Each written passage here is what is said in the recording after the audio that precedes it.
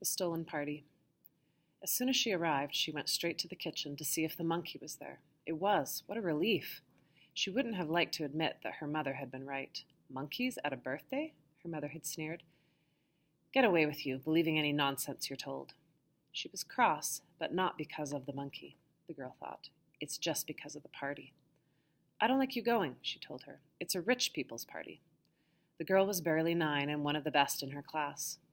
I'm going because I've been invited, she said. And I've been invited because Luciana is my friend, so there. Ah, yes, your friend, her mother grumbled. She paused. Listen, Rosara, she said at last. That one's not your friend. You know what you are to them. The maid's daughter, that's what. Rosara blinked hard. She wasn't going to cry. Then she yelled, Shut up! You know nothing about being friends. Every afternoon she used to go to Luciana's house, and they would both finish their homework while Rosara's mother did the cleaning. They had their tea in the kitchen, and they told each other secrets. Rosara loved everything in the big house. She also loved the people who lived there. I'll die if I don't go, she whispered, almost without moving her lips. And she wasn't sure whether she had been heard, but on the morning of the party she discovered that her mother had starched her Christmas dress. And in the afternoon, after washing her hair, her mother rinsed it in apple vinegar so that it would be all nice and shiny. Before going out, Rosara admired herself in the mirror, with her white dress and glossy hair, and thought she looked terribly pretty. Senora Innes also seemed to notice.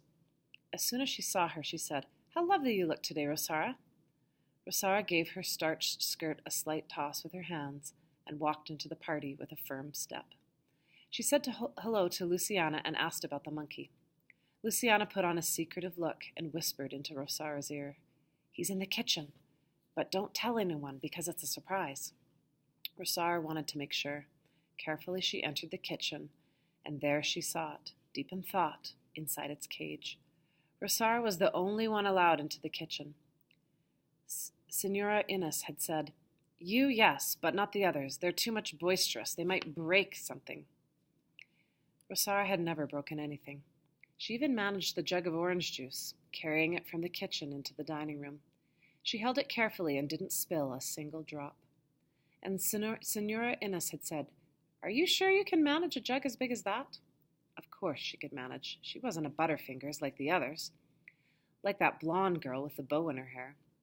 As soon as she saw Rosara, the girl with the bow had said, And you? Who are you? I'm a friend of Luciana, said Rosara. No, said the girl with the bow. You're not a friend of Luciana because I'm her cousin and I know all her friends and I don't know you. So what? Said Rosara. I come here every afternoon with my mother and we do our homework together. You and your mother do homework together? Asked the girl, laughing. I and Luciana do our homework together, said Rosara very seriously. The girl with the bow shrugged her shoulders. That's not being friends, she said. Do you go to school together? No. So where do you know her from? Said the girl, getting impatient. Rosara remembered her mother's words perfectly. She took a deep breath. I'm the daughter of the employee, she said.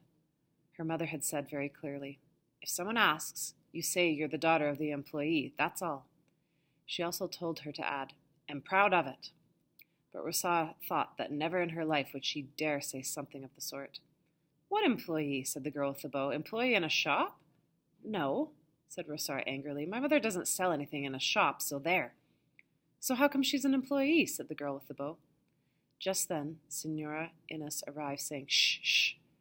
Apart from the girl with the bow, all the others were delightful. The one she liked best was Luciana with her golden birthday crown, and then the boys. Rosara won the sack race, and nobody managed to catch her when they played tag.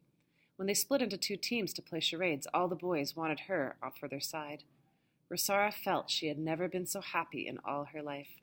But the best was still to come. The best came after Luciana blew out the candles. First, the cake. Senora Innes had asked her to help pass the cake around, and Rosara had enjoyed the task immensely, because everyone called out to her, shouting, Me, me! Rosara remembered a story in which there was a queen who had the power of life or death over her subjects. She had always loved that, having the power of life or death. To Luciana and the boys she gave the largest pieces, and to the girl with the bow she gave a slice so thin one could see through it. After the cake came the magician, tall and bony with a fine red cape. A true magician. He could untie handkerchiefs by blowing on them and make a chain with links that had no openings. He could guess what cards were pulled from a pack, and the monkey was his assistant. He called the monkey partner. "Let's see here, partner," he would say. "Turn over a card." And, "Don't run away, partner. Time to work now." The final trick was wonderful. One of the children had to hold the monkey in his arms, and the magician said he would make him disappear. He stared at all the faces one by one. Rosara felt her heart tremble. "You, with the Spanish eyes," said the magician, and everyone saw that he was pointing at her. She wasn't afraid, neither holding the monkey, nor when the magician made him vanish, not even when, at the end, the magician flung his red cape over Rosara's head and uttered a few magic words, and the monkey reappeared, chattering happily in her arms. The children clapped furiously, and before Rosara returned to her seat, the magician said, "Thank you very much, my little countess." She was so pleased with the compliment that a while later, when her mother came to fetch her, that was the first thing she told her. "I helped the magician, and he said to me, 'Thank you very much, my little countess.'" Her mother tapped her on the head and said, "So, now we're a countess." And now they both stood in the entrance, because a moment ago Senora Innes, smiling, had said, "Please wait here a second." Her mother suddenly seemed worried. "What is it?" she asked Rosara. "What is it?" said Rosara. "It's nothing. She just wants to get the presents for those who are leaving, see?" She pointed at the fat boy and at a girl with pigtails who were also waiting there next to their mothers. "I was the best behaved at the party."